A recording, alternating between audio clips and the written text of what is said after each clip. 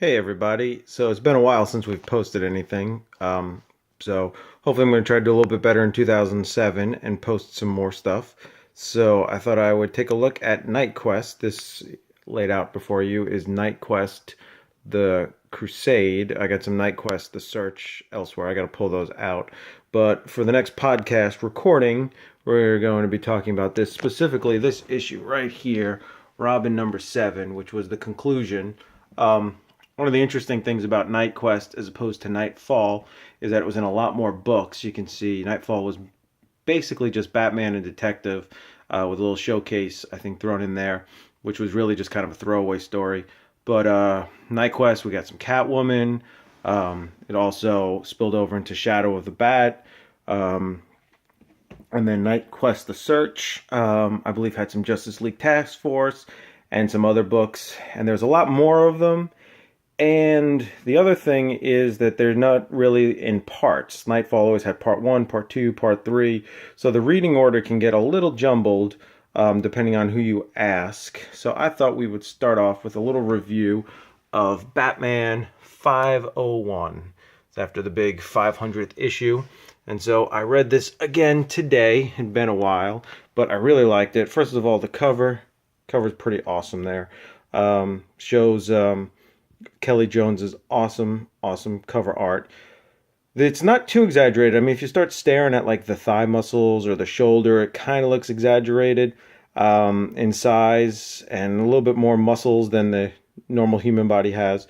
But when you kind of look at it in the whole, it doesn't give you that like, wow, this is like crazy out of proportion, like some of the other art. And overall, I really like this story. It kind of sets up a little bit with Jean Paul being, Azrael also, and he meets the spirit here of Azrael, of Saint Dumas, and kind of tells him he has a new mission in life, which is to be like a dark knight, basically like a protector. But he's still a little crazy. There's this name of the story was Codename Mikros, and it's just puts the little hints of what's to come. It is talks of Azrael, or Asbats, I guess as they know him now, possibly wanting to use a gun, and how his fists have razor blades and are doing some damage. And it's kind of this whole story. It's got some of the crime families in Gotham, which I wasn't too familiar with these. So I don't know if they were kind of one and done crime families. But Batman, the new Asbats, kind of says, he's not one to be a detective. He just goes out on the streets, and I liked in this scene here how they kind of used the use of the light, which was the new bat signal, which was on his chest, and he kind of, Asbats kind of gets his plan to make the mob boss work for him. There you can really see the bloody knuckles there.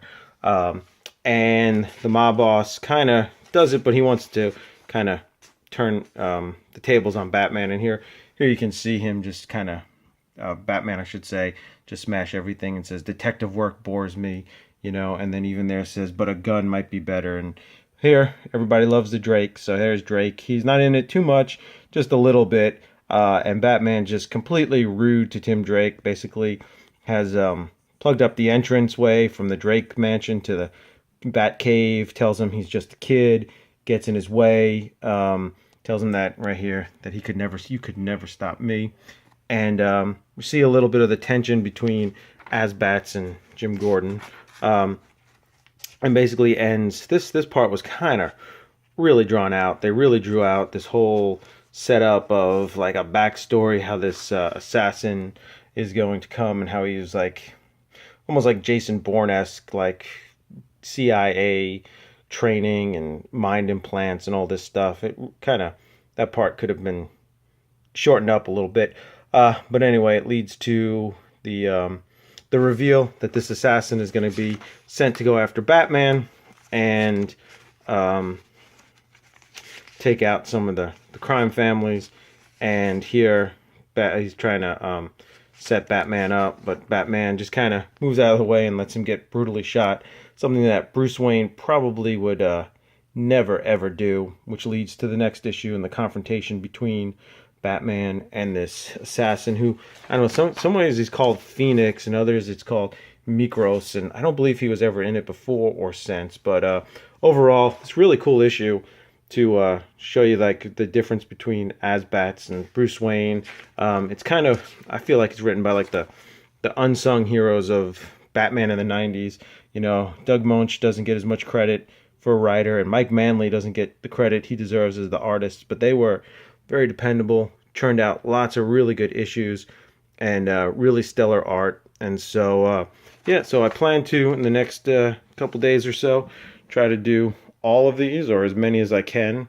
Just give you a little, just like preview of it. If you have read these before or have not read them, you can catch up, which will then lead up to our big podcast about Robin #7 and Knightquest, the conclusion. So, thank you for watching, and I'll see you next time when we'll talk about issue, I guess, 502, since there's no numbering. Who knows if I'm doing these in the right order, but I'll try to do it the best I can. All right, thanks. Bye.